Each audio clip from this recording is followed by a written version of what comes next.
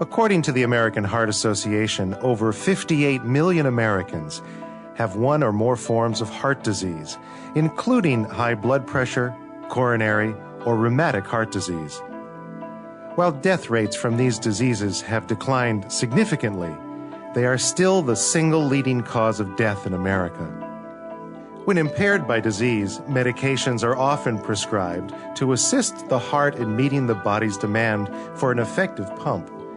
The purpose of drug intervention is to enhance the quality of daily life or to allow time for more invasive therapies, such as angioplasty or surgery, to take place.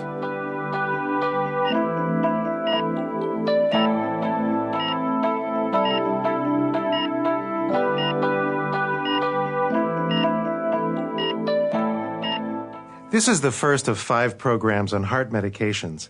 In this program, we will review the cardiovascular system and the role of angina medications in heart diseases.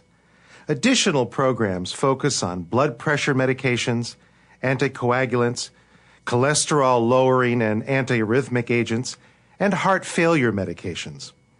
Case studies illustrate how these medications relate to the care of patients suffering from heart disease.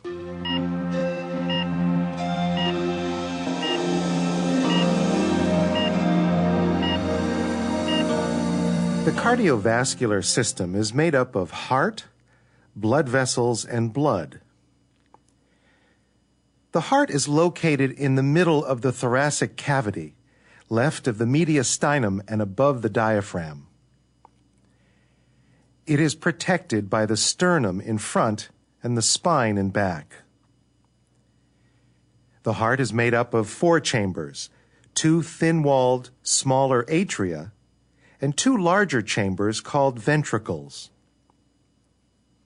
The heart muscle has 3 layers: the epicardium, the myocardium, and the endocardium. The myocardium is responsible for the major pumping action of the ventricles. The primary function of the heart is to pump blood to the lungs and throughout the body.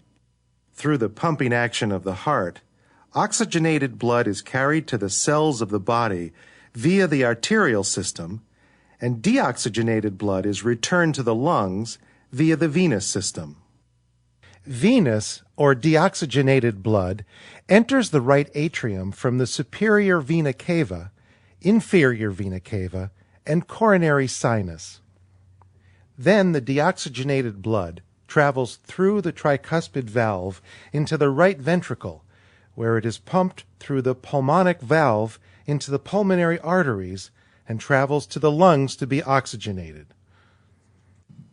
Oxygenated blood travels back to the heart via the pulmonary vein into the left atrium, then through the mitral valve and into the left ventricle, where blood is pumped through the aortic valve into the aorta and out to the body.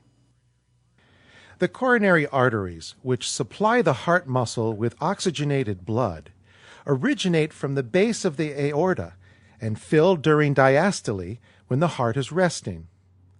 Once the blood has traveled through the coronary circulation, it returns once again to the right atrium.